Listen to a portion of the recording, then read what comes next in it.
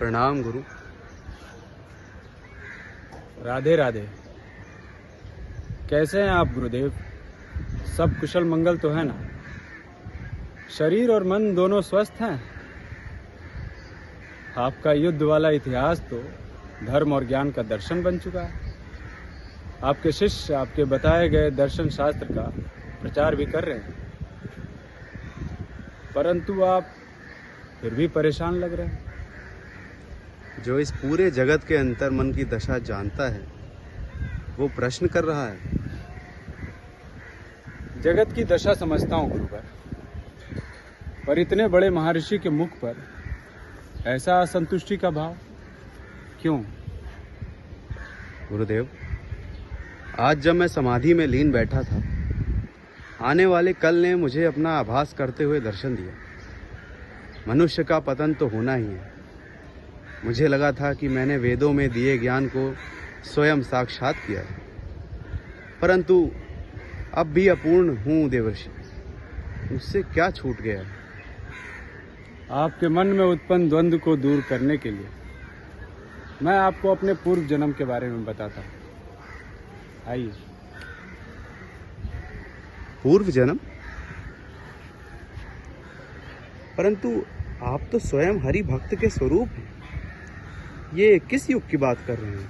युग नहीं मुनिवर, कई युग बीते, कई मनवांतर बीते। इस बात को हुए एक पूरा काल बीत चुका है। मैं उस जन्म में अपनी माँ के साथ रहता और उसी जन्म में एक साधारण रूप में रहते हुए नारायण की भक्ति में लीन होने के प्रभाव से उनके रहस्यों को जान पाया। कई युग तक मैं निंद्रा में रहा। सहस्त्र चतुर्युग बीत जाने पर जब परम पिता ब्रह्मा फिर जागे और काल के अंत में सृष्टि की रचना करने की इच्छा की, तब मारीची और बाकी ऋषियों सहित मेरा पुनः जन्म हुआ। मैं हर तरह के आवागमन से मुक्त, नारायण की कृपा से और अपनी इच्छा मात्र से तीनों लोक में विचरण कर सकता। मुझ पर हरि कृपा हुई और आज मैं यहाँ हूँ। मैं ये सुनकर धन्य हुआ देवर्षि। अपने सारे पूर्व कार्यों में परमात्मा की कृतियों को, उनके यश को केवल धर्म और ज्ञान के दर्शन से लिखा है।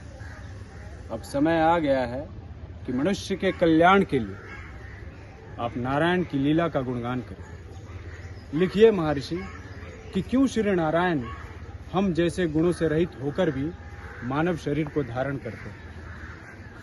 प्रेम और भक्ति से उनका गुणगान करने पर आप संतुष्टि को पा जाएंगे, जिसकी तलाश में आपका मन बेचैन हो रहा है। जैसा आप कहें देवर्षि, आपका बहुत बहुत आभार। आप आज्ञा दीजिए। राधे राधे।